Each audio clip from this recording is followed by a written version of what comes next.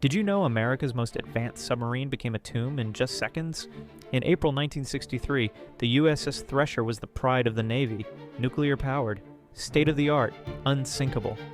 During deep-sea trials, everything went wrong. The final radio transmission was bone-chilling. Experiencing minor difficulties, have positive up angle, attempting to blow, then nothing but silence. 129 crew members were trapped as the water flooded in. The electrical systems failed. The emergency blow system wouldn't work. At crushing depth, the submarine imploded. The violence was unimaginable.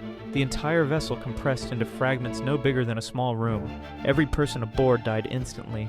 But here's what makes it worse. The Navy knew exactly how horrific their deaths were. They knew the submarine had been crushed like a tin can. For years they lied to the families. They never told them the truth about how violent and sudden the end really was. The ocean had claimed America's most advanced submarine in the most brutal way possible.